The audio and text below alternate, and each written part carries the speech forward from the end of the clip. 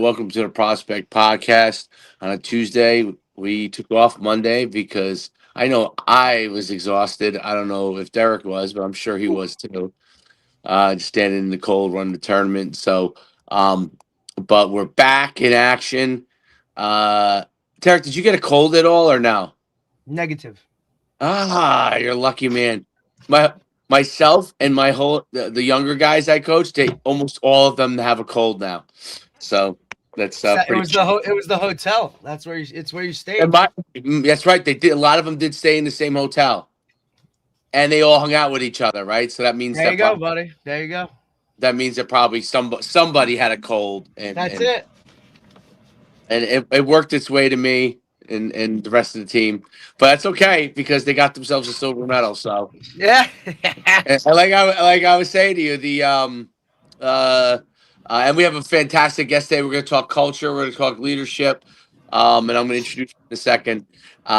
Derek, I told you those two kids are really good, really, really good. Yeah, Like, I really, definitely touched base. The one is definitely coming to me. okay. Receiver or Q? Q. Oh, he's good. Yeah, no kid. I know. Now I'm pumped. He's sixth grade, right? Yes. Okay. Yeah. When we get that young and we start talking classes, Todd, like, hey, these guys are the class of 20, 30 something, right? It's just, it's mind boggling, right? So when we start talking, I literally have to write a list every year of who the seniors are, what number, right? Yeah. And the younger we go, and I wouldn't even share. I wouldn't even really bother sharing it with Derek, except that now some of these kids are in sixth grade that are playing because my son plays up, and we played him at receiver the 11U tournament because the kid really cuts through the wind. He's got a cannon for an arm, so it allows. So that would be 2031 if he's sixth grade. If he's sixth grade, because I got my cheat sheet right here. Right, and I'm not 100% sure. I'm not 100% sure. He could be fifth grade, maybe be a little older. 2032. It's okay. Yes, one of those two. So, but listen, we have a great guest today. We got Todd Gongwer here with us. We're excited to talk to him. We're going to talk culture. We're going to talk leadership. We're going to talk building your teams and identifying the things that are necessary in order to build those teams, especially in today's world, where things change really fast. You don't maybe not even have guys, for a full 4 years, in high school, even in college, you might have a guy for 4, you might have him for 2, you might have him for 1. How do you do all that kind of stuff in tighter time frames, without selling your soul, I guess. So we want to talk about all those kind of things. So Todd is an expert in this space, and we're really happy to have you on the podcast today. Well, thanks, Coach. It's awesome to be here. I'm looking forward to diving in, man. Diving in and figuring out together what the best way to build culture and grow in leadership is. So, yeah, no doubt about it. Take us on your journey actually coming into this space and kind of your whole background, and how you end up coming to this area of the world. And you wrote a book as well, if I'm not mistaken. Right. Yeah. So kind of a unique journey. I grew up, was always a part of a family business, and so loved like from a leadership perspective, loved the leadership dynamic in the business world always, but was always a sports kid too. Loved all sports, played everything I could play when I was growing up as a typical kid. But then I really wanted to coach. Literally when I was like 13, 14 years old, I knew I wanted to be a coach. And so figured I had a better chance of, I'm 5'10", so I figured I had a better chance of being a coach than in the NBA. So, was able to, once I played as long as I could, walked on down at Division II in basketball, and then ended up becoming an assistant college basketball coach back in 1991. And it was an NAIA school close to where I live here in Northern Indiana, Bethel University. And at that time, the assistants weren't paid hardly anything. I mean, they didn't have full-time assistants back in the 90s. And so it was kind of, you got to keep your day job, which was in hindsight really, a big part of my formation, I should say, back in, that was when I was in 91. I'm in my young 20s, and I start off coaching, but I'm also, working in the business world as part of the family business. And so I did that for 12 years.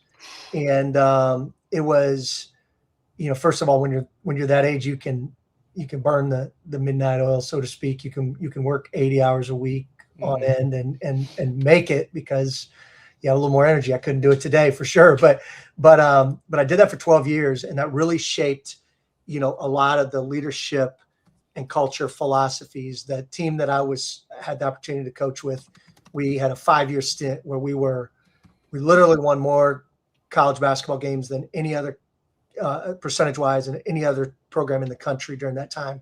We won 3 NAIA national championships, lost one of them in the last second shot, and then should have won the other, or should have gone further in the other one. We got upset in like the second round of the tournament that year. But it was a 5-year crazy stint, really shaped my perspective on elite culture.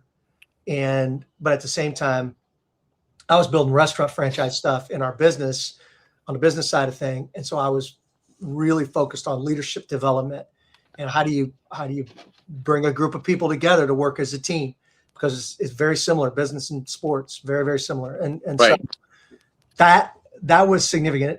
And I became obsessed, like in the mid-90s, of reading leadership books. And so I literally was reading a book a week while I'm trying to build this franchise unique leadership team in business, while I'm a part of this team and learning, in the sports world. So that's kind of the journey. In 2004, then I was actually, when I left coaching full-time, I actually was brought into a manufacturing company that was about 250 people, or 250 million in sales, and about 800 employees. And I was brought in to kind of transform the culture there. And then for the next 5 years, I did that actually for 3 years, and we were bought by a public company, which allowed me to really scale all of those philosophies that developed while coaching and early on, allowed me to kind of test the scalability of all that stuff, in leading me to write the book in 2010. And then that took me on a journey all over the country, working with some of the most elite programs, businesses, but like Clemson football, Virginia basketball, Baylor basketball, Coastal Carolina baseball, Virginia baseball. I mean, a lot of championship programs, tennis, soccer, baseball, basketball, football, everything. So just an awesome journey of learning for me. And it continues today as I'm, I still do what I do in the sports world, but I'm also an executive vice president of a public company, and serving that role of kind of leading the culture and leadership development for about 10,000 employees too. So lots of cool learning experiences. Sorry, it's probably longer than you wanted, but that gave you the last 30 some years, man. No, that's okay. We already have a record for the longest intro, which actually took our whole podcast. So, oh geez, okay, so I didn't hit it. Good, a legendary coach. He actually went through his journey, and we kind of had to try to figure out how to interject questions as he went through his journey. It was great. It actually was great. It really worked out, to be honest, though. In the long run, it actually worked perfect, but it worked out great. But it's definitely the record. It's the only time we've ever had someone go. The whole podcast was his journey, so it actually turned out to be incredibly interesting. Yeah. But once we realized where it was going, we weren't sure like how this will work, but it worked. Yeah. So, but yes, so don't ever worry about that. You nobody's gonna go an hour on their intro. For sure. So leadership and culture building, and obviously you have a tremendous amount of experience from both coaching and in the business world. There's a lot of things to building leadership, but there's some core things that are obviously important. It's one of these things that like it's talked about all the time, and people are always using those words and throwing it around, especially culture. Culture's like, we're building a culture. Like, what does let's first tackle culture. What does building a culture actually mean? Like, what does that mean to you as far as what actually building a culture is? Yeah. Well, first of all, let me just say I'm 100% with you. We throw these terms around, man, like way more than we probably should, and it just everybody starts talking about it. Then next thing you know, everybody's an expert. Everybody's an expert in leadership. Everybody's an expert in culture. Everybody, and it's just like I'm still like I'm on a 30-some-year journey. I'm not an expert in either one of those things. I don't claim that. I'm trying. I'm learning, but both of these things are really leadership and culture, really big time moving targets. And so I think from a culture standpoint, to answer your question, first and foremost, I define it really simple. Like the textbooks, if you're going through college courses that are teaching you about culture, they're going to talk about, well, it's physical surroundings and stated beliefs and social norms and all these other things. And I'm just like, look, that's people. That's just people and how they interact. So because of the way I teach and talk about leadership, which is it begins with your influence from words, attitudes, and behaviors that flow from and through character. So everything begins with your character from a leadership perspective, because that's where your choices of words, attitudes, and behaviors are coming from. So now I go to culture and it's people, and there's a bunch of influential people working together all over the place, continuing to influence each other. So you got character influencing character all the time in a culture.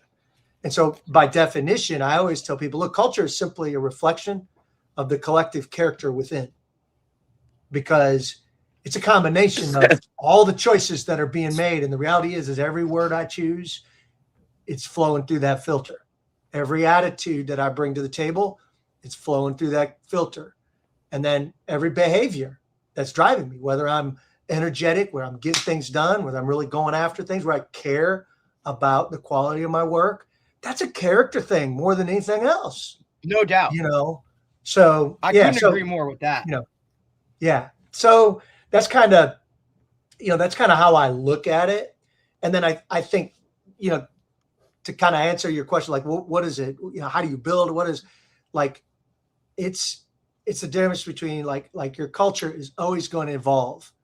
If you start off with, it's just collective character, your reflection of collective character, it's always evolving no matter what. So you have two choices.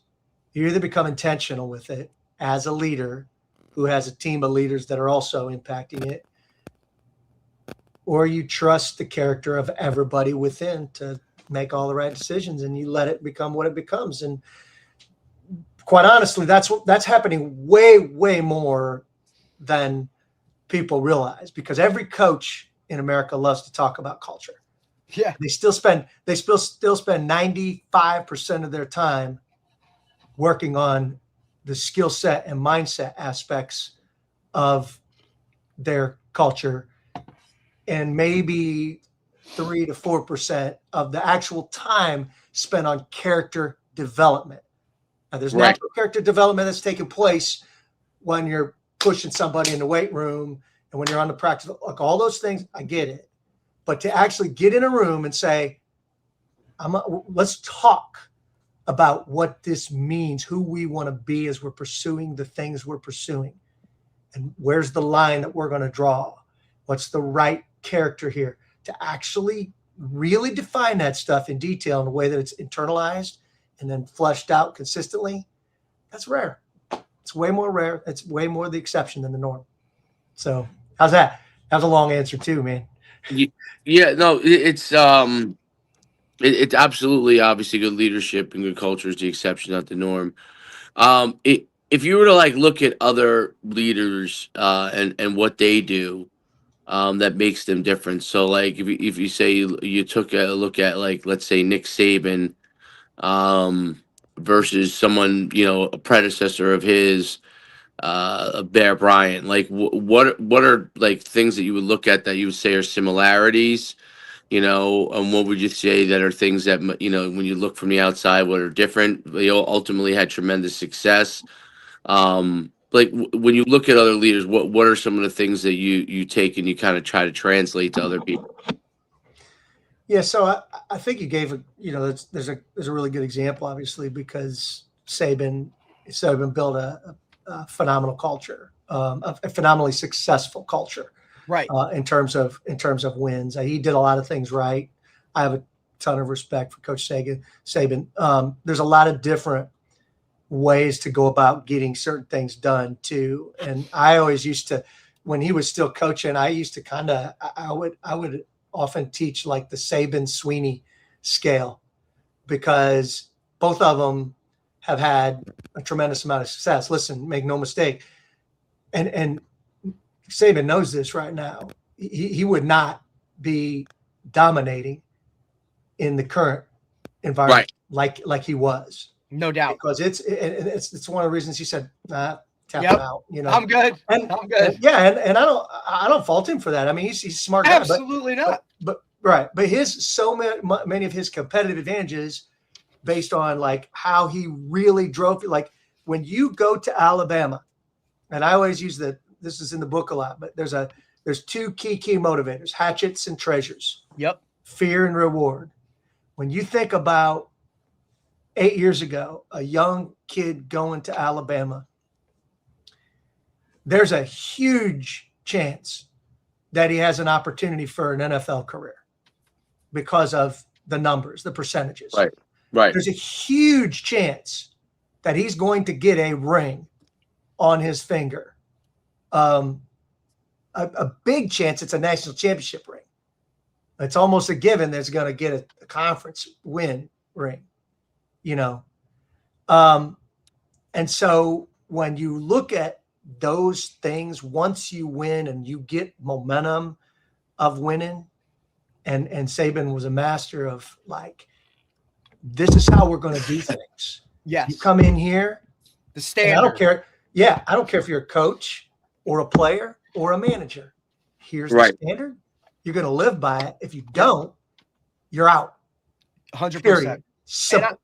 I think that really hit home a lot when you saw Todd, like when you saw a lot of like other like coaches that hadn't been as successful or had been fired, right? And now they go to basically the Saban, I call it the Saban school, the Saban rehab for coaches, right? Because to be in the uber structure that he created around like not only players, but the entire staff of this is how we do things, right? Talking about winning a national championship and, the next day they're on the road recruiting for the next year, right? Like just that type of hyper vigilance, like you said, I think for other guys to go and see that, and you're never going to replicate it. It's spot on, but guys took some of the key things or what they believed in or their philosophies, and now they go take that next job and they implement some of those things into it, right? Or what kind of put their own little niche on the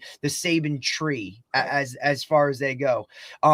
Because look, Lane Kiffin is a lot different than Kurt Signetti. You know what I'm saying? When we're looking at it in terms of everything, Kirby Smart, different, right? Like all of these guys have their own little niches as they go. But it's something that it's totally, when you're talking about the hatchets and treasures from the book, right? And there's a line in the book I thought that was great. And look, the book was phenomenal. It was so relatable in terms of it. And I had some little questions about that. Like, did you go basketball because that was your world? Like, that's kind of what you lived in. So that's what you went with. Yeah. I mean, it was when it came out. This was I'm a faith guy. It was like I did not plan on writing a story, guys. Right. And I thought I was going to give my step 1, step 2, step. Yeah. You thought it was going to be like a manual. I struggled, man, and finally, like I again, like I said, it was divine intervention. I felt like I was like started with a short story. I'm like, I don't have a clue how to write a story. Right. Okay. And then so just kind of rolled out. Yeah. I literally was like, leave for God's sake, said Coach Rocker as he's standing in the room. Like that's a scene I've seen so many times. And no doubt. And as a coach, I've been there. Like I've been in the shoes, 100%. right? And I've also, I've also confided in people like, like the janitor that, I had no idea would throw knowledge out on the base of like, shit, he might have something, right? But that's right. There's a line in there where he tells Coach, right, and I don't think it's word for word, but he said, what most moves us to action is how we attempt to move others to action. Oh, right. Yeah. So that me as a coach, right? Like everybody talks about, it's about my players. It's about this, it's about that. Right. But there is a piece of you, right? That whatever pushes your buttons is how you're going to now coach other guys to kind of push their buttons. And if there's one thing in 17 years of coaching, that I've noted is that what pushes mine doesn't push theirs. Right. So that's something that I needed to kind of gain a lot of knowledge on as to what makes other guys tick in terms of that world, where old school kind of coaching, right? This militant discipline, my way or the highway, right? Kind of Saban-ish way. Or Bear Bryant. You went way back. Like, go even further to the didn't kill you, man. Right? Didn't kill even you. Like the kind of Belichick model, right? Like, yeah. Back in those days, a player's coach wasn't necessarily a good title to have, right? Because that was kind of like, hey, you're a buddy, you're a friend, you're a this, and wait, why are you explaining to your players what you want them to do, rather than just telling them and they're doing it, right? Like a lot of people, for the most part, the sign of a good team was somebody who they stayed in line, right? Like they didn't ask questions, they kind of just did what it was, right? So to me, that was so like blew my mind, because to see players now where it's not cookie cutter, right? You have to be very almost individualized in the social media world, where everybody's looking for clicks and acceptance and all these things based on opinions of people who you would never even care or know about, right? Yeah. Maybe even 5 years ago, right? So guys want to throw this culture and this leadership thing out there. Mainly, it's all about them for the most part, right? And a coach where that's not the role that it is. So how do you kind of talk when you're talking, culture and leadership, and you're talking to coaches, how do you kind of explain that to them that, hey man, what makes you work might not, work for a lot of your kids, and for me personally, as a football coach, where look, your team is a huge roster, right? There's 70 guys. To find out what each one of them ticks, if you're not utilizing your assistants, then you're really not getting that. So how do you talk when you're talking to coaches, and you can look, coaching's coaching, but, in a basketball setting, how do you get those guys to kind of get that across that, hey, like you got to make it about those guys, not so much about you, right? That's right. Yeah. I think first of all, and I'll just back up a little bit. The interesting thing, you asked about the book being in basketball. It's been so crazy, the journey since releasing that thing, because I spent the most time in football programs now in the last 15 years, probably the second most time in baseball programs, and then third basketball and soccer and everything else. But because, and you hit the nail on the head. The one thing I've learned in the last 15 years is, man, the complexity of the football system is it's off the charts. When you go into Ohio State or Clemson or, these big time football programs, the complexities are, immense. It's crazy. And so, and you hit something really, really important. The head coach has to buy into that. Like it can't be just about me. And like you said, because you got 70 or, these big schools, they'll have 100 kids that they're dealing with, 110 total on the roster, whatever. But that next layer of assistance is probably where I see more culture issues happen than anything else. And it's the least attention paid to. Because what's happening is that there's so many moves happening in that world right now. Oh, and these guys are getting paid a lot too. Yeah. And we're going more often than not, we're going strictly pedigree when we hire. And so somebody worked for this guy and then worked for this guy and then worked for this guy. And listen, I'll just be honest. And I've been in these programs where I've watched the assistant coaches, and I've had to go to the head coach and go, listen, man, like this these guys, this person is not necessarily aligned with you. Right. And they're really in it. They're trying to climb the ladder as fast as they can too, because that's the game everywhere. Yep. And if you don't get intentional with your staff really quick, there's going to be, because, and it's funny, again, like I said, you brought that up. I'm going to go all the way back. This was a Pac-12 school. It was one of the first, Power 5 schools that I spoke to back in, this was probably 2011. And I remember going in, and the head coach had read the book. He loved the philosophies in the book. He was all about, listen, it's got to be about relationships. It's got to be about, you got hatchet treasures, but in the middle, you got the heart, you got the relationships. It's really not just about me. It's got to be about more than me. Damn so, right. So he was about that. Great guy. Great. Go into it. I go into a system where he invites me to speak at camp, their fall camp. So I'm there for a few days. I speak to the guys a couple times. I'm in the cafeteria like the next day or whatever. And a couple of the players, the captain, the quarterback, and the captain on defense. So these are the two most influential players on the team. They corner me. And they say, hey, we got a question for you. I was like, okay. And they said, so the stuff you were talking about last night, we love that stuff. And we know our head coach loves that stuff and agrees with that stuff. But we got this key position coach, and it was the offensive coordinator or the defensive. So it was the DC or the OC. Okay. It was one of the top killing us. And he doesn't operate in those standards. He doesn't exemplify those standards. He doesn't care about anything but himself. Mm-hmm. We got some really good freshmen that are on the verge of quitting right now because of how he treats them. Mm-hmm. Once he's outside of the room with the head coach. What do we do?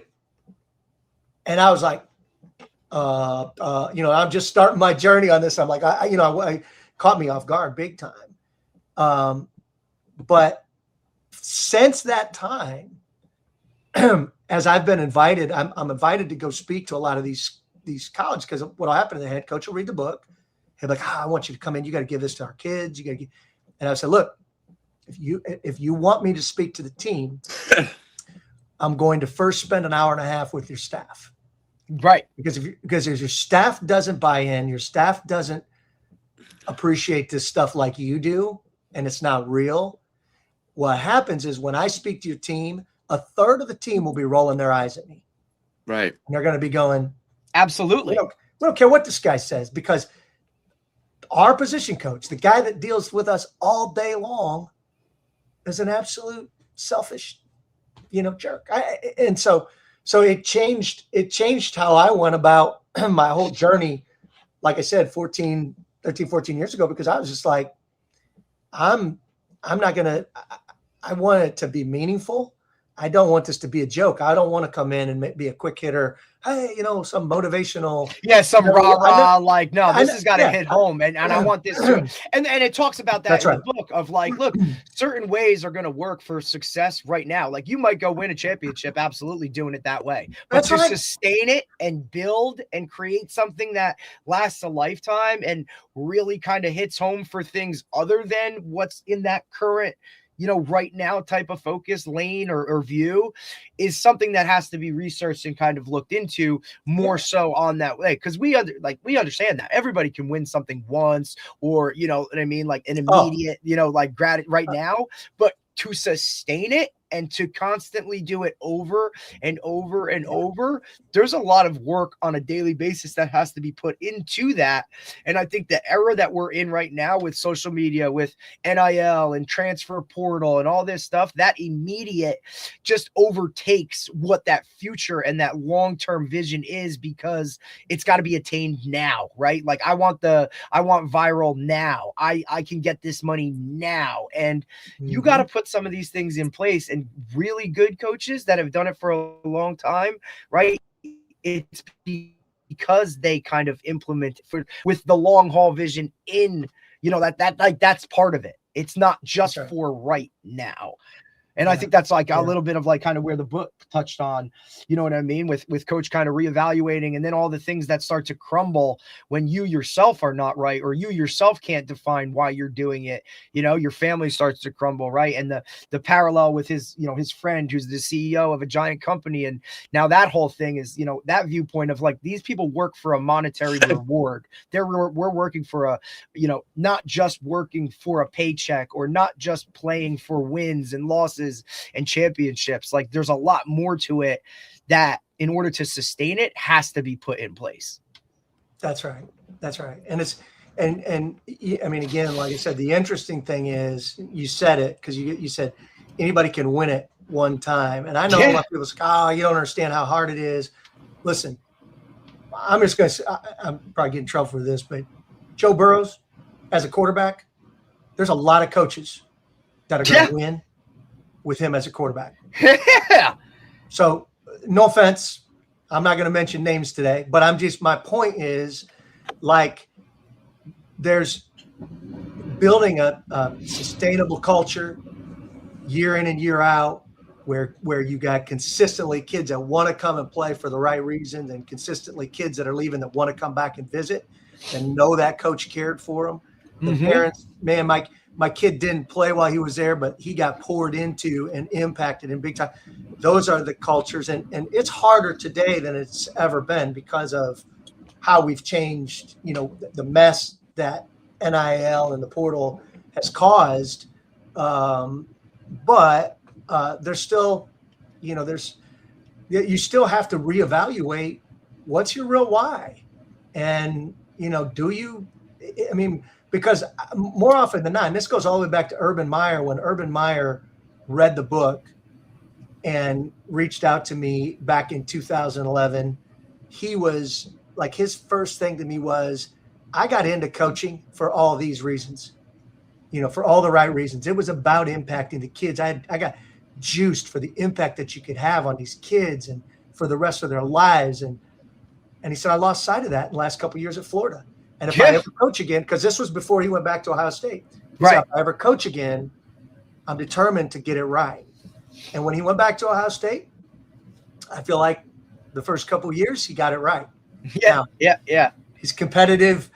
You know, as things went on and the pressures mounted and he won a national championship, and the things get harder, they get tougher to stay aligned with that in the competitive environment that we're in. But yeah, it's a challenge to put together something from a culture standpoint that's sustainable, and then even as a person, sustain that focus on the right things for the right reasons. So, no doubt. Can you explain a little bit the hatchet and the treasure motivational framework that you have? Yeah. So, I mean, obviously, and again, like I said, it just kind of, it's not anything new. It's been around for a long time in terms of carrots and sticks or whatever. But it you know, the hatchet is like, all of us have fears that drive us. We are all motivated by fear in some way, shape, or form. Fear of losing our job, fear of not living up to expectations, fear of failure. I mean, you name it. There's a lot of stuff that drives fears. We are all driven by treasures. You know, we want to succeed. We want a title. We want wins. We want financial security. And those things in and of themselves, they're not wrong. They're not bad things. That's a part of human nature, and it's what drives us in ways. The challenge the real challenge in both of those things is, when left to their own device, when they're predominantly the driver of somebody, whether it's what drives me more than anything else, or what I use to drive others, it becomes very dangerous. So if you take the example, of a child, your kid, and you tell the kid, I want you to clean the room. And if you don't clean the room, here's my belt, and I'm gonna whip your butt. Okay. Now, I got my butt whipped growing up, so don't read this the wrong way. I think it helped me. It was good. It didn't happen all the time because I learned my lesson. Right. But if that's the only motivator that my dad would have ever used, because it's not. We had a respectful fear of my dad, but it wasn't the only motivator he ever used. He wasn't just Because if it's the only motivator that anybody ever uses to get you to do something, fear, it eventually leads to resentment and bitterness. Correct. And there has to be a balance of that. That's right. And then on the other side, this is the same thing, because rewards are good, but if that's the only thing that's driving me, greed, and the reality is both of these things are based in selfishness.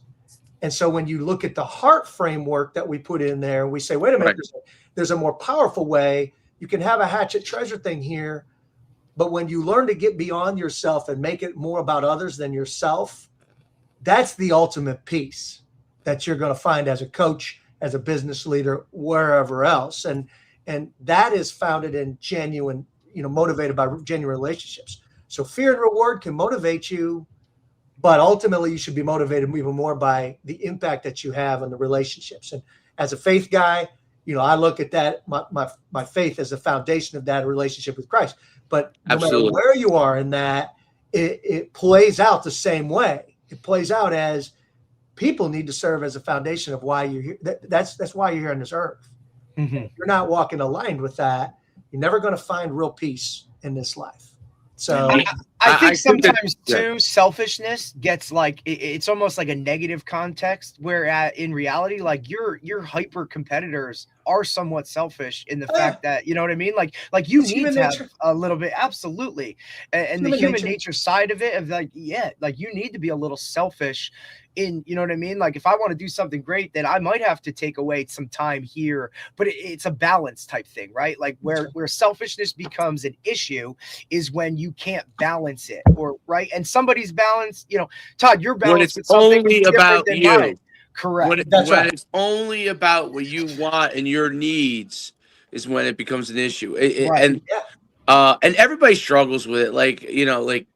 I think guys, they struggle defining it for themselves, right, Dave? Like, you know what I mean? Like everybody's own path and how you define it needs to be. Coaches say you have to give up yourself for the team, and I think you have to figure out a way as a coach to send both messages, which is very hard for coaches. Which is, I see it all the time. You need to do what the team needs. Okay, great. I mean, I'm sure I do it too. Then you say to a player in the same breath, I need you to step up. So which one is it? Am I doing what the team needs, or am I stepping up, elevating myself, right? So but what's the hardest thing to do is to get it takes time. That's what's hard about culture, and that's what's hard about today's world in sports, is because it takes time and years, really, for kids to understand. They go back and forth on this, where they lean to one side or the other. They're too selfish. Then they're not selfish enough. Then they're just whatever the team needs. I'll use the example like the point guard who never shoots all of a sudden now. Everything's a pass, right? Right. They're extreme in anything they do, right? They're North Pole, South Pole. You know what I mean? Like they're just they live in the worlds of extreme, right? They're finding that happy medium, right? I think is where that's where majority of people lie, but it's not defined for them, right? I think they need to define it and kind of pinpoint where I need to be or what level works for me on a consistent basis. And coaches, I think, struggle with that a lot. Yeah, well, coaches are always focused on, for the most part, even though they build individual relationships, I feel like they're focused on the macro results, right?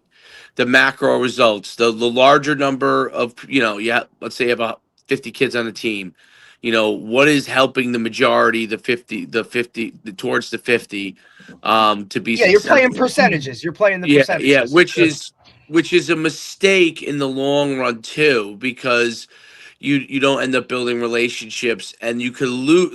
You have to understand that. Look, coaches are the purveyors of culture. Okay, and it'll translate into your team, then carrying that mantle.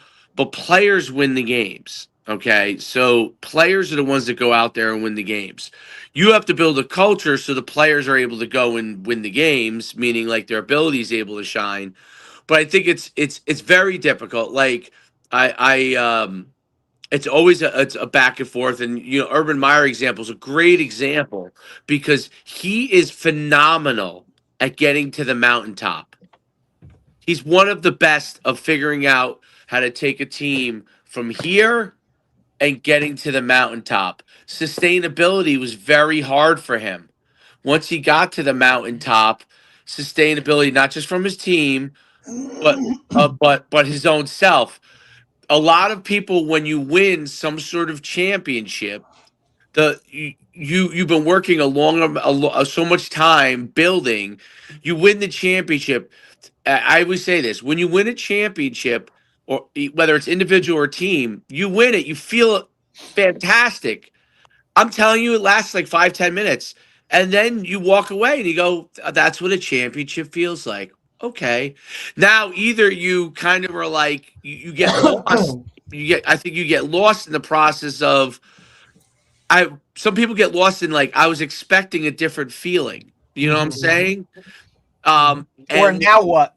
And now what? I would say like now you just this is what Nick Saban did better than most people, and Bear Bryant and a lot of others that have won a lot of championships for a long time did much better at. Okay, we won. Now that's gone.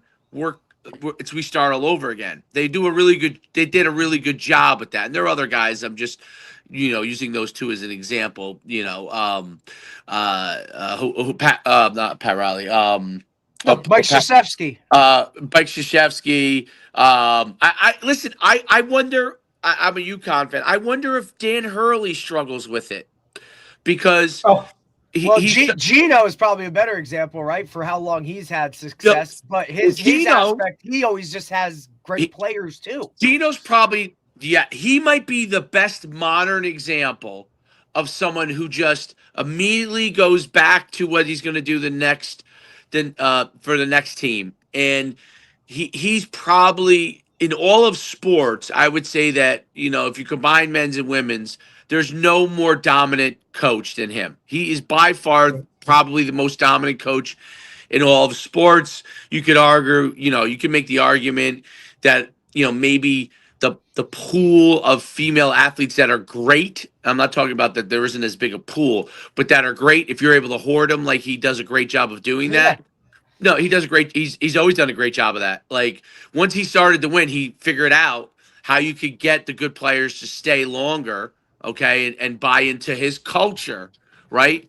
And all he has to say now is, look at how many WNBA players I have. They dominate it, right? So you could go to him, and if you buy your time, there's not many other coaches throughout all of sports that can do it. So you're right, Derek. That's a great example of someone even better than Nick Saban, who has sustained it in the transfer culture. He's more dominant. Well, he's seen a lot of eras, right? Like you're talking about, and I don't know when he arrived there, right? But you're talking like where you were in it, Todd, right? At that time where the game has just changed and that world has changed. But I think for football specifically, college, right? And it's changed the most probably within the last 5 years. With NIL, transfer portal, right? And like you said, you've been in the football world now, like that's the main thing you work with because of how much vertical alignment is needed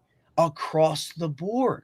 If you're the head, like from administrators and presidents and boosters to the guy that's serving them food, and the nutritionist and the strength staff, right? Based off of how much time certain aspects, like coaching wise, spend with players, right? I mean, we're talking about guys that are employing full-time mental health coaches, right? To kind of, Derek, is the vertical alignment thing, is that a vertical, is that what you what's his name? Shiano talks about? All the time. So I have one question I have a great question for Todd on this. So I've heard him talk about it, and that's why I asked you because I know that he talks about that. One of the things that I think about that I think he actually I think Shiano misses two elements to that. You talking about Greg? Greg, yeah. It was a great obviously leader. as Jersey guys, you know. Yeah. And he's he a guy. probably worked with him when he was at Ohio State. You know what I mean? Because he was that for a while. I met him, but I know he loves the book. He's a great leader. He's a faith-based guy too. You know what I'm saying? He's like a good dude. Yeah. I'm curious your thoughts on this. So kind of when I think of leadership, it doesn't mean that you get to all these points. There's vertical alignment is obviously everybody going in the same direction, right? But if you look at organizations, because you're at a publicly traded company, right, and you manage a lot of people, to me, 10,000s.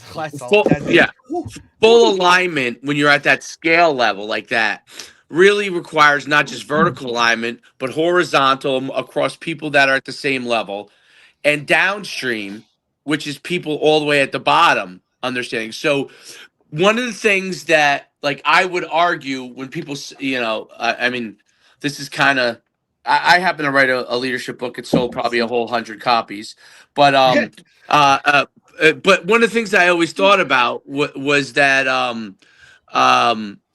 it's when people talk about vertical alignment, I always think like, what about the people that don't have mobilization in vertical alignment? Meaning they still have to get on board or want mobilization. So let's use like the athletic trainer. Okay. That's all they want to be is an athletic trainer. They're great at that. Okay. There's a vertical alignment with the goals and objectives from a program standpoint. But when they're interacting with their own staff, that's a much more smaller part. So there's a horizontal portion to it. The players, there's a horizontal portion to it, right? Because the goals require vertical alignment, no doubt about it. The objectives require vertical alignment. But there's daily tasks that are associated with it, which require horizontal. And there are people at the bottom who are going to impact your overall success tremendously, that if you don't address those things, they can actually accidentally, it's not on purpose, they could accidentally thwart your objectives before they even happen, right? If the guy who's handing out the equipment every day doesn't feel like he's treated properly, or you talked about, the janitor, this whole story with the janitor treating, getting the players, to be positive with the players and investing with them. You talked a little bit about that in your book, right? If those people don't feel seen in a sense, right? Like their role is important. Then that could thwart the culture of the environment. You don't want the guy at the front desk coming in and someone comes in and says hello and they're like, hey. That might be the only interaction they have within it. My boss, when I worked at a health club, used to say that all the time as the front desk person. Said, buddy, you might be the only interaction that this person coming in has with this organization, this business at all. And whatever you do is how they're going to go out, and that's who they're going to tell their buddies about. So if you're an asshole, right, this place is going to suck, and it's going to be whatever. I would never be a good front desk person. I can be a person that if I'm not feeling great that day, you could see it on my face. You know what I'm saying? You could see it if I'm in a struggle mood wise. I would never be a great front desk person. Like, I learned that very on. I have a big personality, but I would never be good because that's just doesn't fit within my personality. I would not be able to greet people cheerily the whole entire day, right? But that person is so important. So the person who does that, like when I go to Lifetime Fitness to work out, I have to say, for the most part, I mean, there are probably days when they have someone that's having a bad day, I'm sure. But for the most part, I go like 9 out of 10 times. There's someone there that always says hello to you, that's always in a pretty good mood. And it's one of their like managers usually. And they serve a purpose that is really, really good. Like, you come in, you're ready to work out. Someone says hello to you. And you're like, okay, it's a good place to be, right? I would love for you to talk about that because we focus as coaches on vertical alignment so much, our goals, objectives, but we forget the horizontal. We forget about a lot of the other pieces that are part of it. We forget about the downstream. And I would love for you to talk about that. Derek, you know who the example for me when Todd goes into it, Del Dapra was great in all three. Whew. Athletic director that we worked for, Todd. He was just that guy, right? Like he was a personal guy, but he also knew when to stand on business and when things had to be done. He could be a guy that care of the little guys, the little person, right? No, nothing big, nothing small. I mean, you'd see this guy out there mowing the grass if you needed to, right? If it had to get done ultimately. And to me, I like to think that I'm that kind of person, right?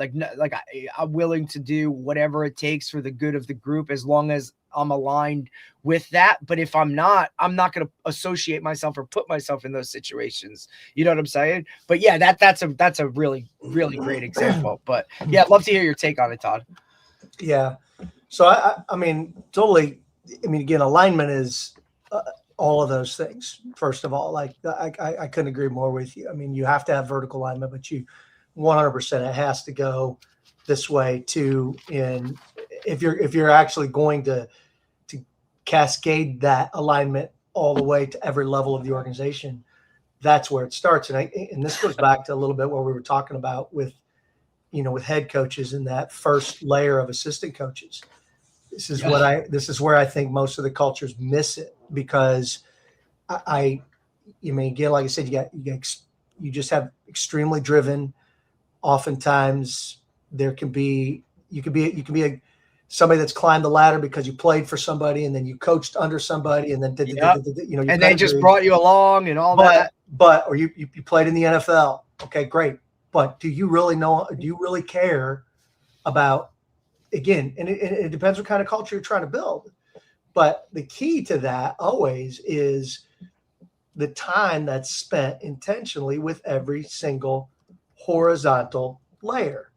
And so for me, whether we're working in the organization, it's a public company with 10,000 employees, or I'm working with a team, a football team, basketball team, whatever, the first step is, again, it's going to go to, okay, what kind of time have you sat in the room with your coaches? Because you got the word love up on the wall as one of your values.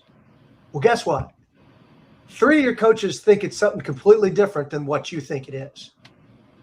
And if you don't spend the time defining that and clarifying that, and then bringing it to a point where it can be internalized by each one of them, right? Then there's going to be a breakdown at that horizontal level that is actually going to big time affect the cascade getting down to everybody in the organization, because when they leave that room and you're not in there, they're going to start to function. And we see that same thing in the business world. It's big time. You got the executive team. If there's 2 or 3 members on that executive team that, okay, hey, these are our values. This is the cultural principles that we've committed to, but they walk out and they say, this stuff's a bunch of BS. Then that layer, now every layer under that vertical component, because you got 8 people here, but you got, 8 times 8. So you got 65 here. And then now you're into the hundreds here, at every level. Just trickles down. It trickles down. And every bit, and as they preach, their viewpoint on it, a little bit gets taken away, and a little bit gets taken away, and a little bit gets taken away. Right. By the time you reach that low level, it's like, well, wait a minute. Where is it? It's completely diluted. 100%. It's like the game of telephone, right? That's literally what it becomes down to. Right. But if that, and like you said, if that low level person, right, isn't on board, if they don't pick up the piece of garbage as they walk around the corner, right? Well, then that piece of garbage becomes 2, 3, 4. And before you know it, like, that's just what it is. It's one of the things that as a young coach was taught to me, that you respect everybody within the building, no matter what it is. Right. So, I always said, like, hey, when we get the secretary gets a t-shirt right away. The grounds crew guys get t-shirts right away, because those are the people that are boots on the ground.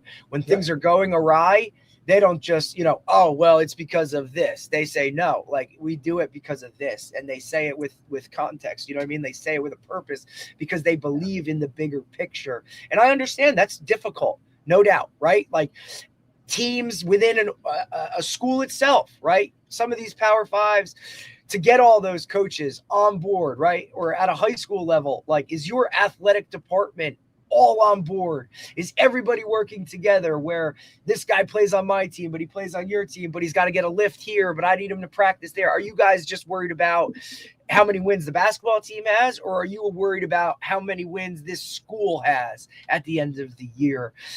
To me, as an athletic department, right, like an AD needs to sit down and go through it with all of their coaches and say, this is what we're doing. This is what we're preaching. And then the head coaches go and they take it back to the assistants, and then they hear it, and then they talk about it. And then that's where, especially in football, it can get broken down into your position group and how your room acts. Because you can look at a football team and you got an offensive line coach coaching this way, a defensive line guy coaching this way, or bringing their philosophies into it.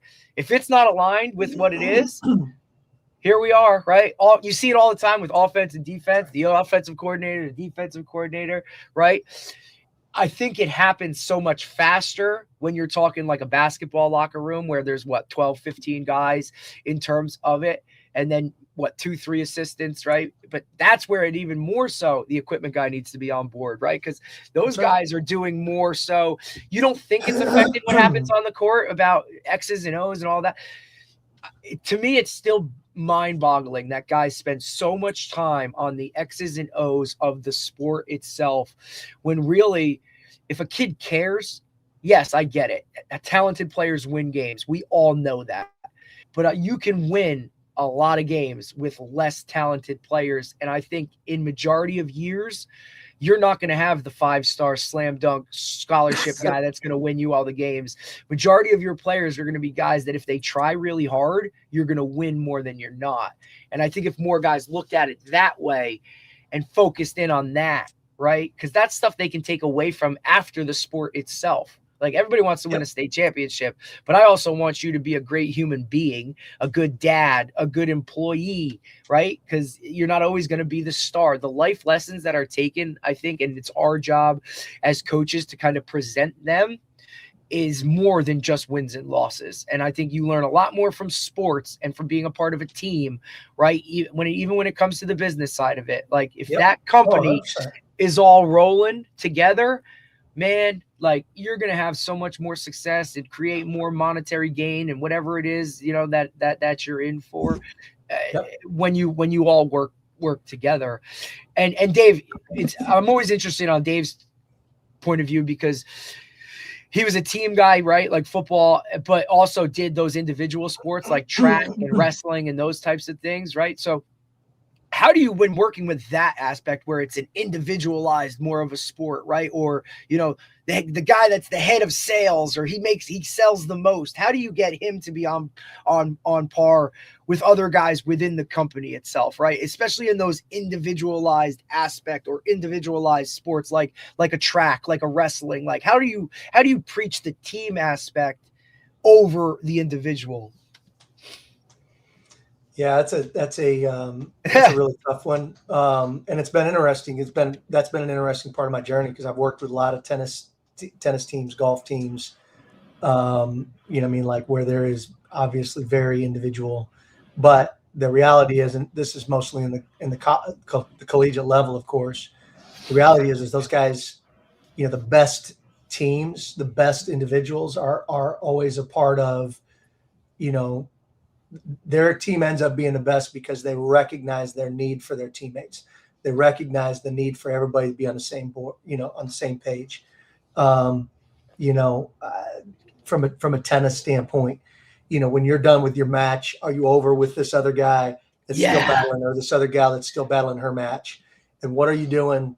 Like, when you see them, because you know them better than anybody else, and you see them struggle with 3 things that happen bad, right, what are you doing to play your role in picking them up? You know what I mean? Like, so the teams that really get that, the teams that I've worked with in both, like I said, golf and tennis, especially, and even baseball sometimes can be.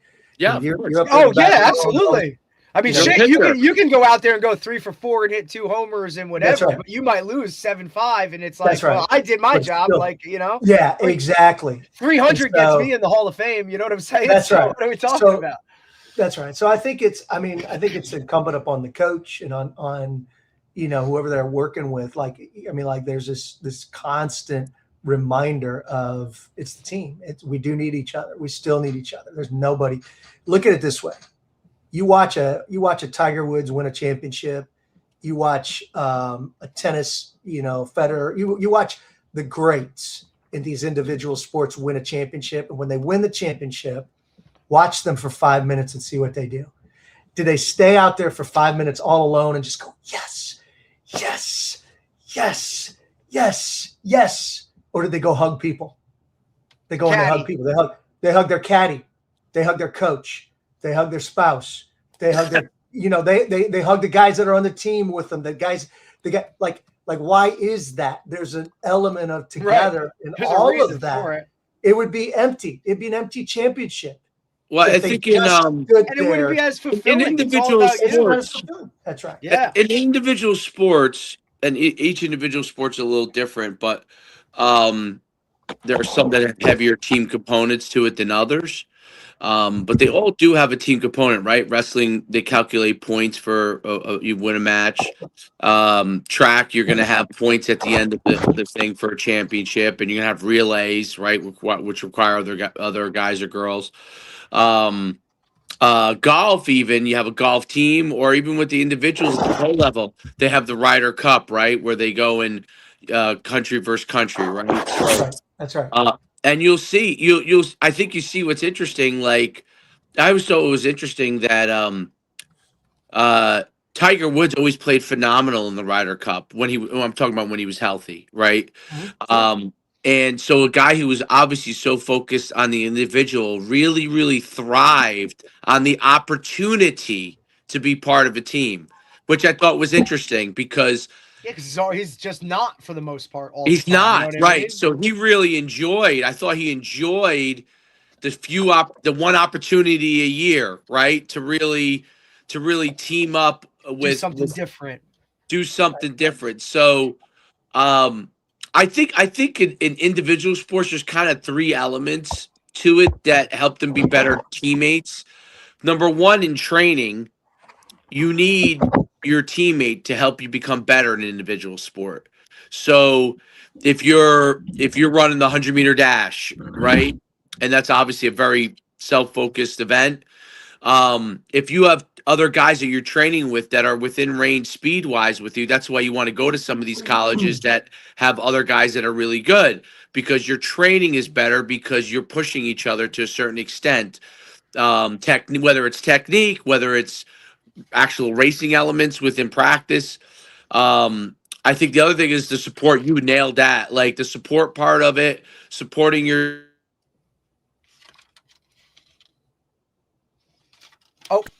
Sometimes he bounces it back and forth. Am I back or no? Am I back? Yeah, you're good. You're good. Supporting your teammates and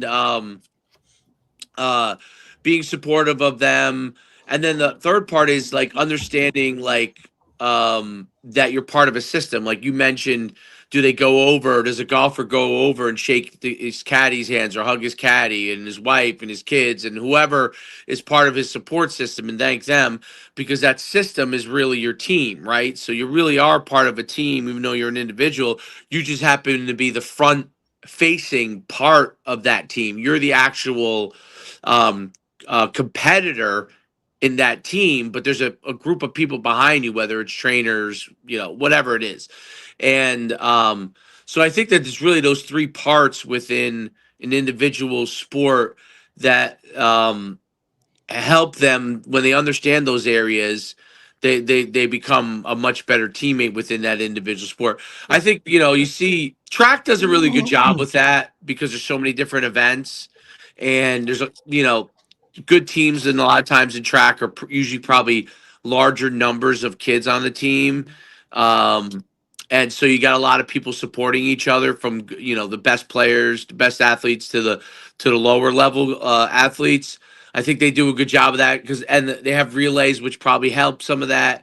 I think wrestling is very difficult because your partner is a huge training component to your success, right? But when you go out there, you're ultimately out there by yourself, but but I think that the system and the support element of other wrestlers, like knowing that they're by your side, is important, because obviously a lot of times when you're going to prepare for your match, it's the guy who's wrestling before you don't really get to watch him, because you're actually focused. you're focused on yourself to get yourself ready, right? So it's like an on deck, there's a in the hole on deck and guy up, right thing.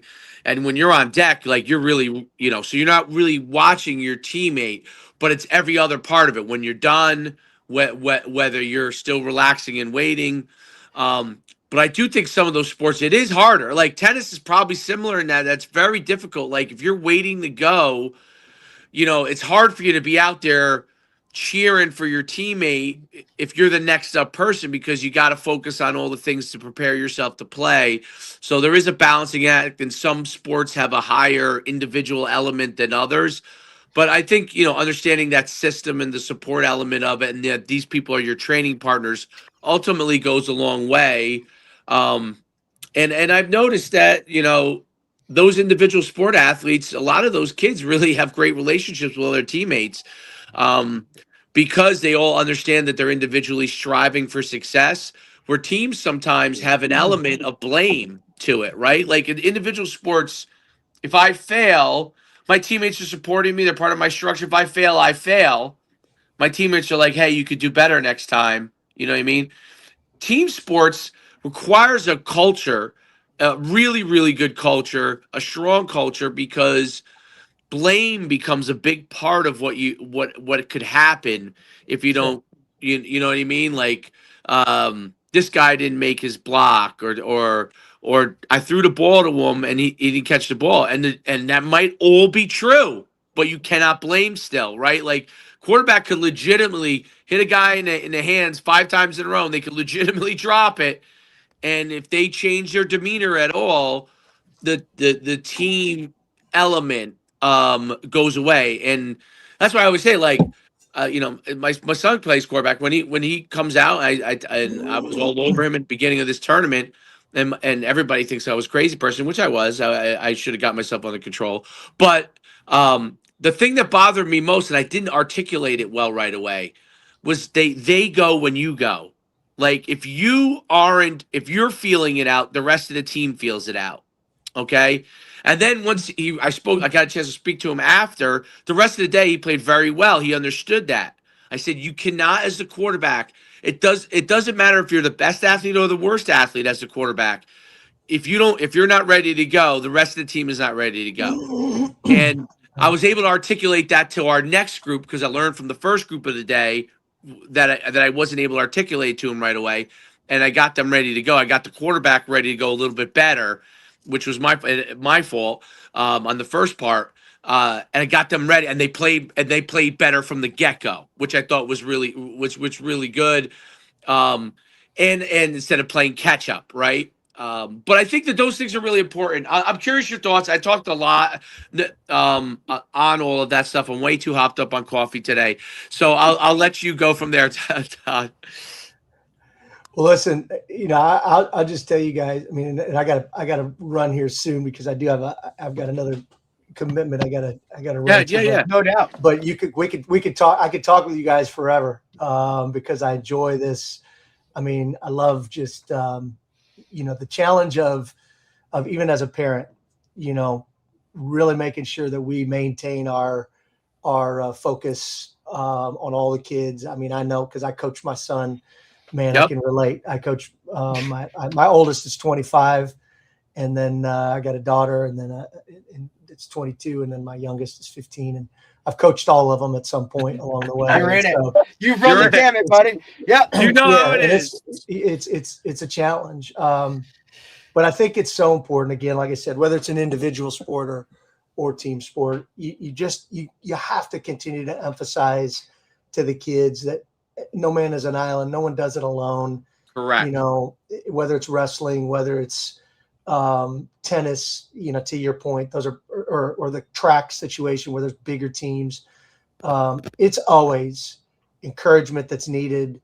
It's always, there's always opportunities to, learn the benefits of team being on a team and to grow and to maximize that. So I think that's always got to be an important part of the teaching process of what kind of culture do we want. We want a culture where if it doesn't matter if it's individual sport or team sport, we want a culture where we value each other, where we're here for each other, where we're pushing each other, challenging each other. And like you said, the blame thing, there's no doubt that's just an added challenge, but that creeps in on the individual sport things in college too, because if they're always competing to see who makes the cut on this specific tournament in golf. The same thing with tennis. So if you made it and you play really bad, that costs the team still. It's an individual, but you cost. So there's blame. There's always blame on that individual side too. And it's just they're heavier blame on the little bit heavier blame on the coaches sometimes in individual sport.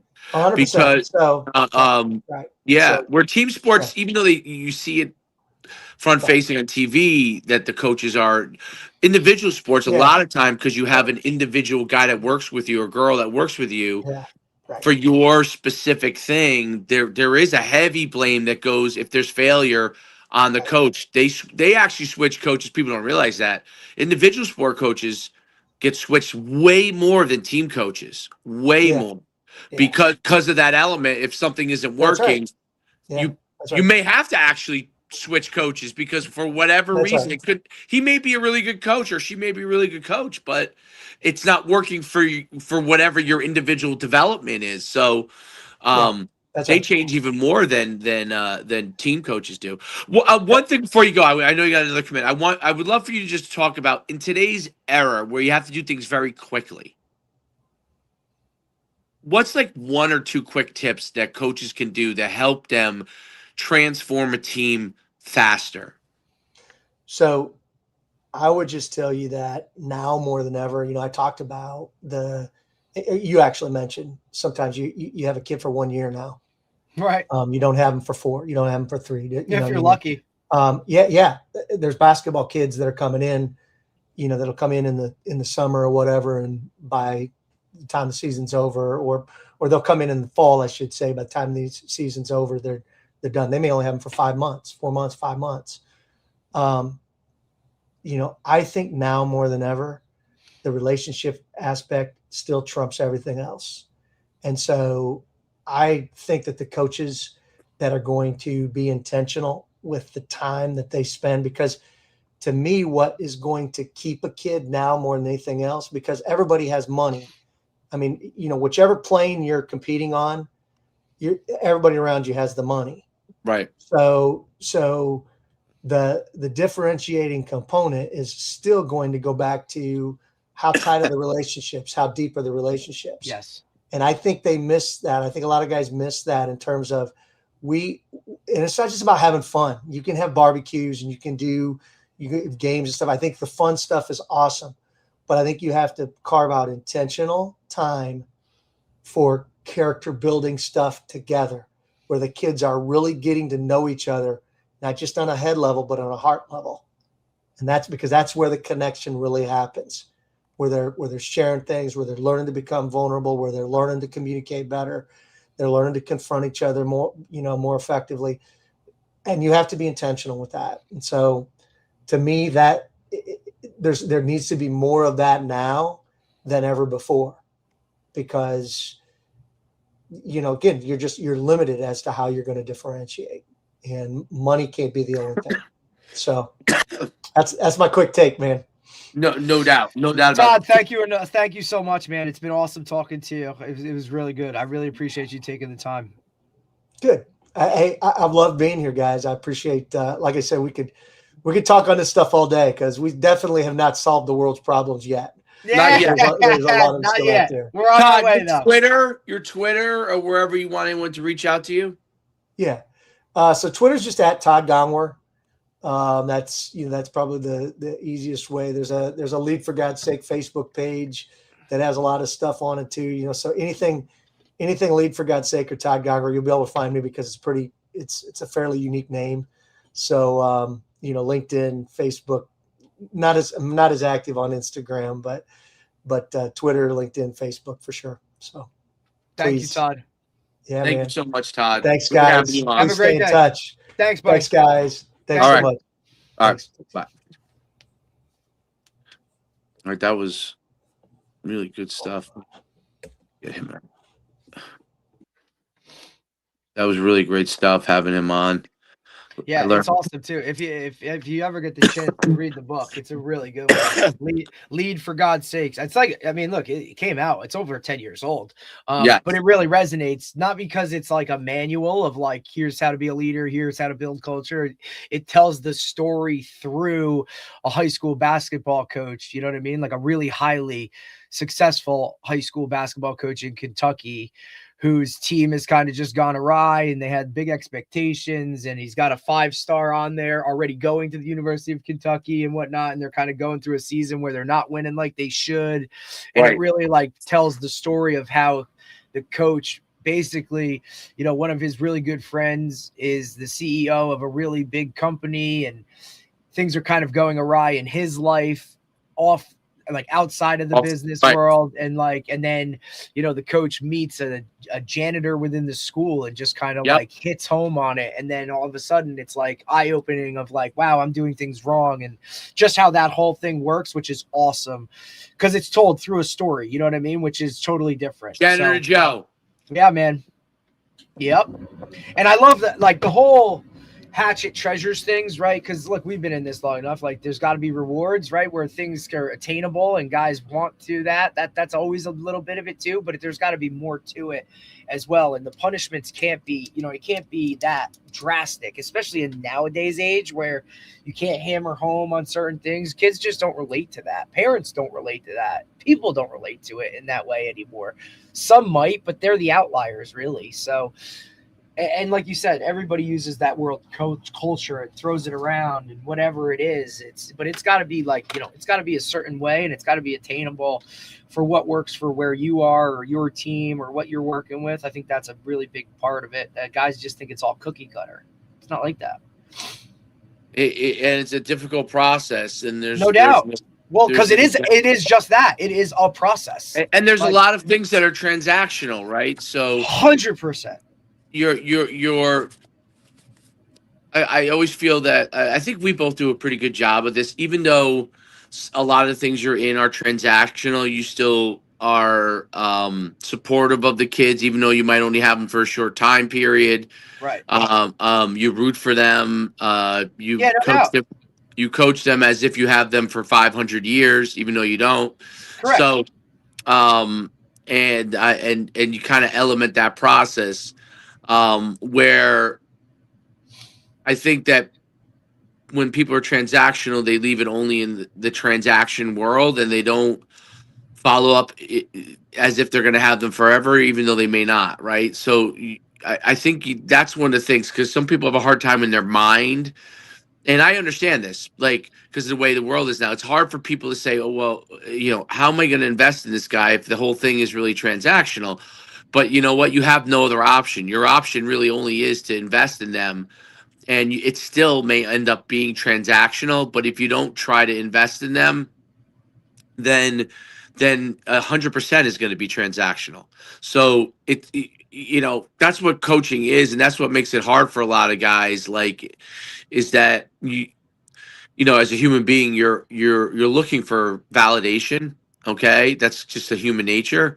And you have to be, as a coach, be willing to coach, knowing that you may not get any validation one way or at all, right? Your validation has to be that you invested as much as you can within the time frame you have them, and they may go on, and there may be zero thank yous. They may not even like you. You know, that's okay. So that is okay. That's okay. Like, they may not have liked the way nobody handles everything perfectly.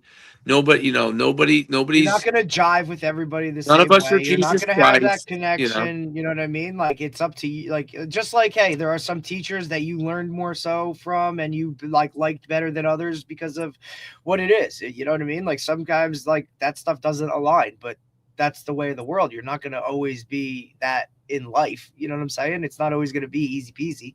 My favorite teacher in college was a guy who taught. I had him for a few classes between undergrad and grad school.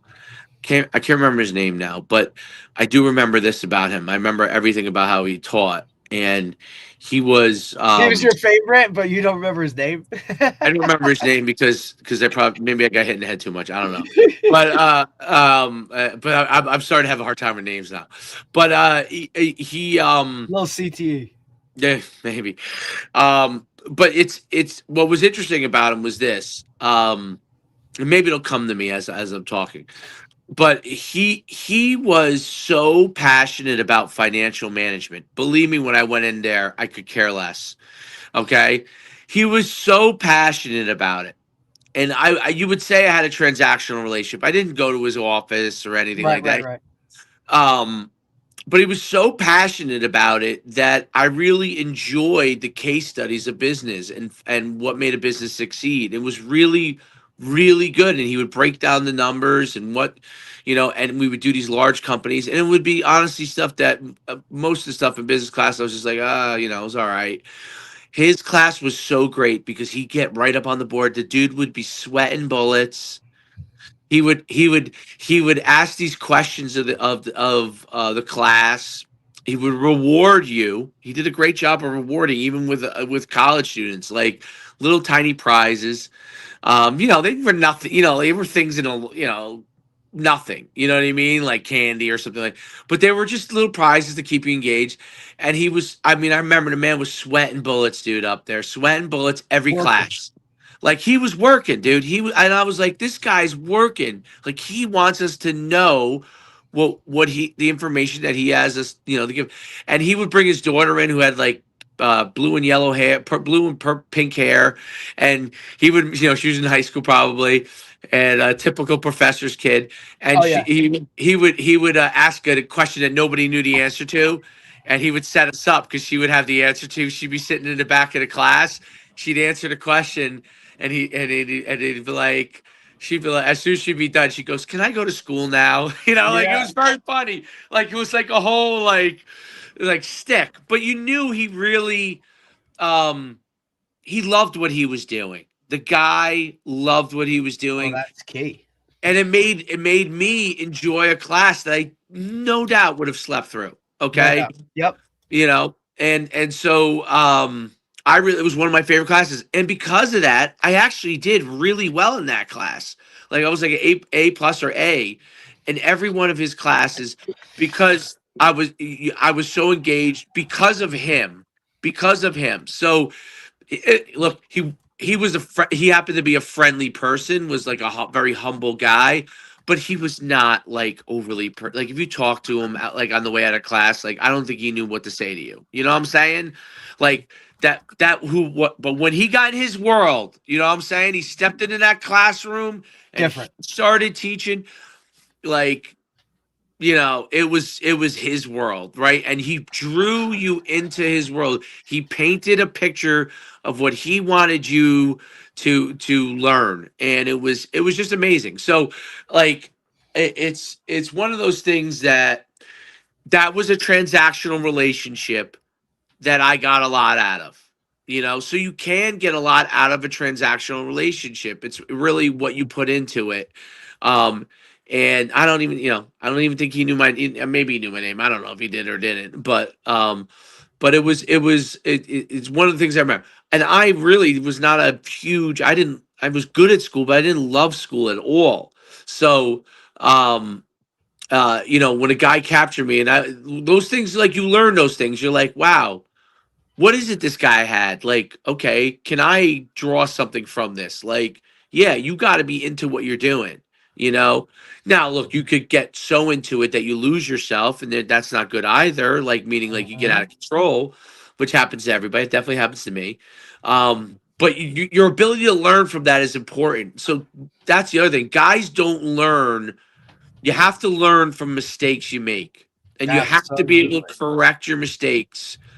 And be able to figure out how to correct them, listen, there's nothing wrong with You gotta learn apologizing. from it, and yeah, like, hey, sorry, I screwed up, is Yep. what it is, and move on. Like, if that person wants to hold grudges or whatever, like, that's on them, right? Like, you know that you're admitting to something, or you're kind of taking ownership of it, and you keep going and whatever. Like, that's huge, right? I think a lot of guys are so stubborn and stuck in what it is, and it's like, yeah, I did think that at one point, but I've evolved, I've changed, things are different. You know what I mean? Like, I've made those corrections to kind of for the good of the group and everything else. Like, that's, I think, a part that guys really they struggle with, is kind of owning when they screw up, or, you know, make a mistake, or just maybe have discovered a new way of doing it that is now better, and now they're willing to change how they used to view things. That's a huge part of growth in general. You know what I mean?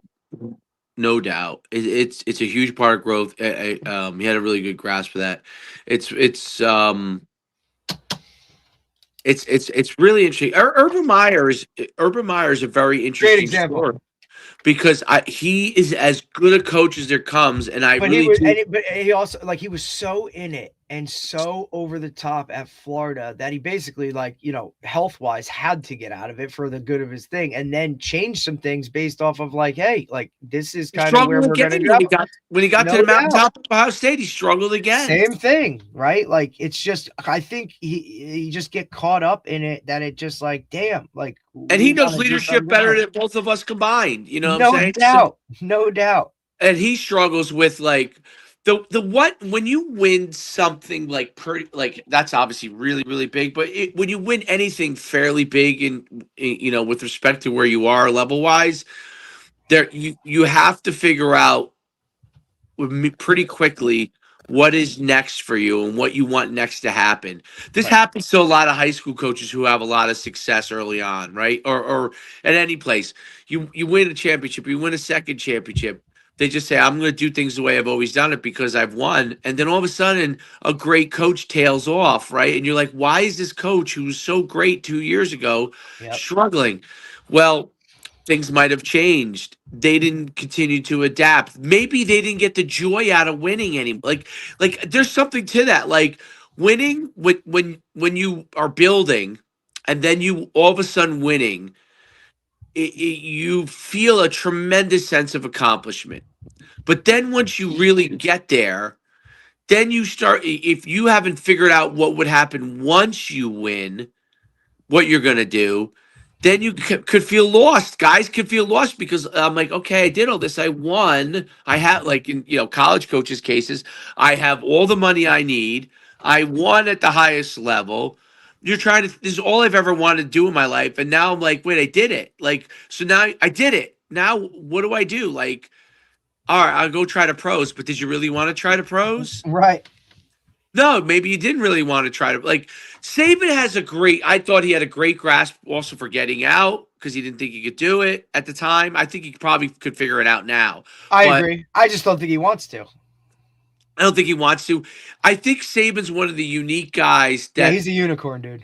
He's a unicorn in that not only can he do all the things externally, but he seems to has a good grasp for who he is internally as well. Yes. He knows who he is. He knows even his own limitations, whether he self-imposed them or he just understands them. He understands, like even he may have a limitation to what he can do, and instead of, he can either try and fight against that limitation, or he can take a step back and maybe learn or do something different. Like, he did something, dude. He might be the best announcer there is now. I mean, you know, he's phenomenal at that game day thing. Like, he's so good that, obviously, I love Lee Corso, but Saban's insight is so good that you almost sadly forget about Lee Corso, because Saban is so damn good.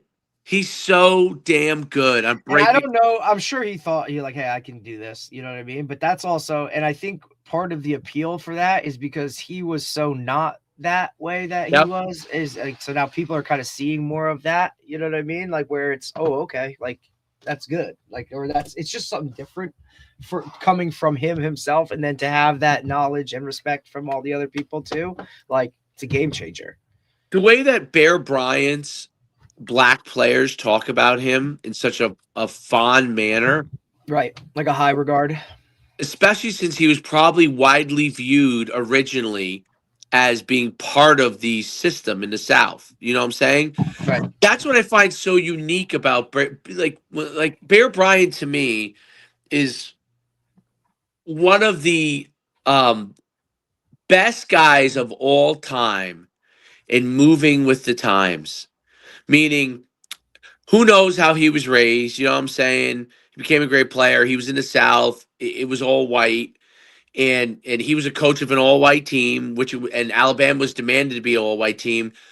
And then he understood, and then he transitioned, and then he also still had all his players' backs. Like the way they talk about him is unbelievable. Like he had his back. I always had their back.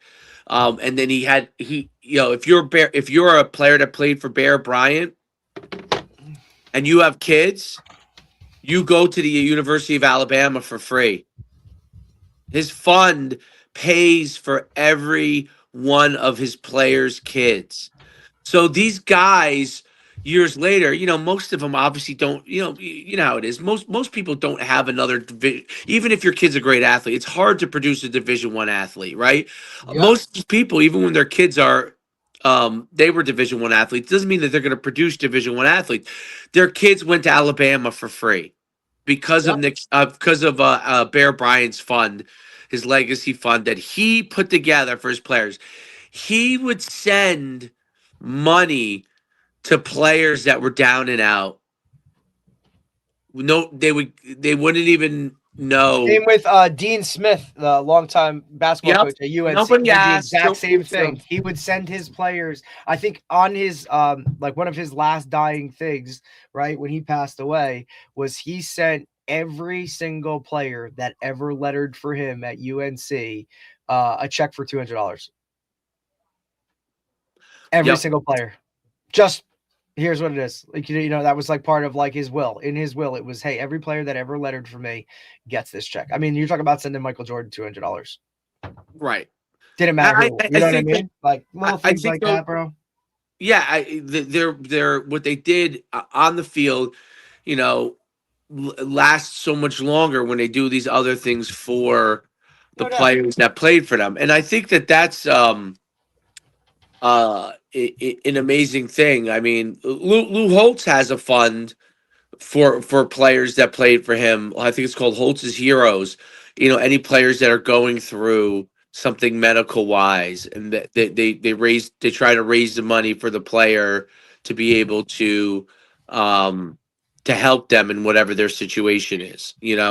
So it's really it's an amazing process. And I mean that you had a lot of success on the backs of players, and that gives you an opportunity to give back to those kids, and those adults. But yeah, it's great. It's great. The leadership. That guy was really good, and Todd was really good.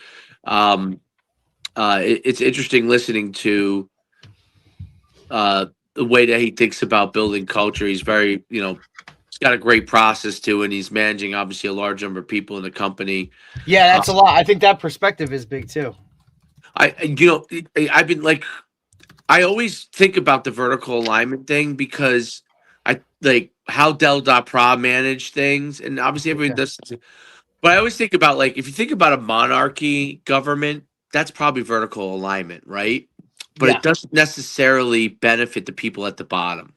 So they're just peons, they're peasants, right? That's like kind of how the whole thing goes. That's one of my things with you want to have goals, but you want to figure out with people who may not be able to mentally. It's not that there's anything wrong with them, but they're worried about their world. Right. And they're worried about, I need money, or I need to just. I need money. You know and this is where I'm at. Right. How do I get them on board? Right. How do I serve them as well? And how can I do that? And so when people say like I think vertical alignment is obviously a very important part ultimately for winning games. But in order to build culture, I think you need beyond vertical alignment. I don't know if that makes sense, but Yeah, definitely. It's very interesting. I'd love, obviously we're not there yet, but I wonder how Kurt Signetti thinks about some of these things. I do wonder. I mean, I see what he talks about within the team and stuff, but I'm curious what he thinks about some of these things, and I'm curious what some of these other newer guys that are coming up. I watch the UConn basketball team. I find it fascinating because you have in the same, athletic system, a guy in Gino Ariema who, like, you would love for Gino to just take a year off and just pour into everything, tell you everything he's learned and what he does. So, because he's a masterclass, the man is a masterclass, and Dan Hurley's phenomenal. I know, obviously, men's basketball maybe is more competitive as far as at the highest level than women's sports because you can hoard talent a little bit in women's sports, much more so than men. But it's hard. Like, you win 2 championships, like Dan Hurley has.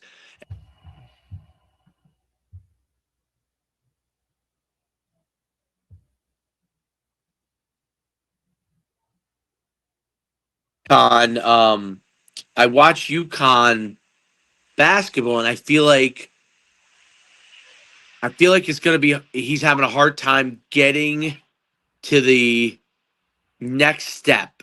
It's like he's close, but he can't. He's having a hard time getting either to enough of the players to get him there. Could be just that. I mean, it is sports, or it could be like figuring out the thing that keeps the guys motivated to win another championship when everyone views UConn basketball as so great, where instead of them feeling pressure to win another, which I feel like that's what I watch. I feel like when I watch them play, I feel like it's a team that feels like they're feeling pressure to win a third championship. You know what I mean? Like, where I don't think the women look like that at all. I just think that they just play, man. They just go out there and play. Not that they can't have a bad night and they can't get beat. They can.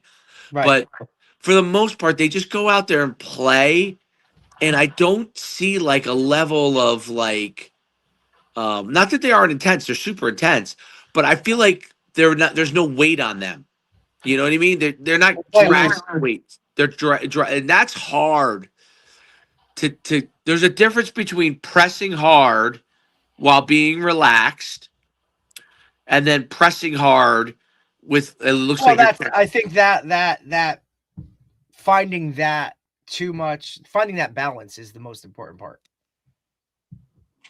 I think that's what a lot of guys struggle with. I see when I see teams just start chucking threes, I know that they're feeling pressure in a game now.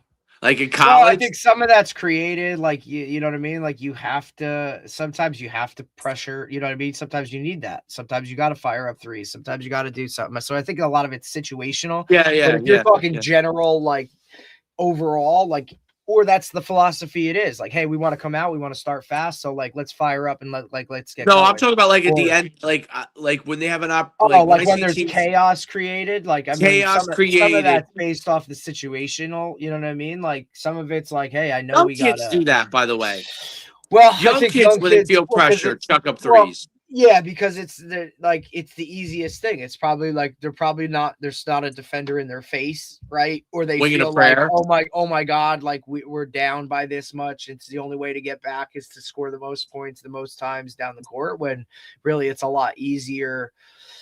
I mean, if your foundation is there, it's a lot easier to drive the lane, throw up a shot, and then get an and one, right? But they don't think like that because it's not something that's coached or taught within the situation itself, right? Like just drive and go get a foul, and because now you have to go hit a free throw, and if you're not comfortable shooting free throws, then you don't want to do that. You don't want to be in that limelight. So let's just chuck up a three, right? Or because that's the fastest way we can get it back, and that's you got to coach all those things, right?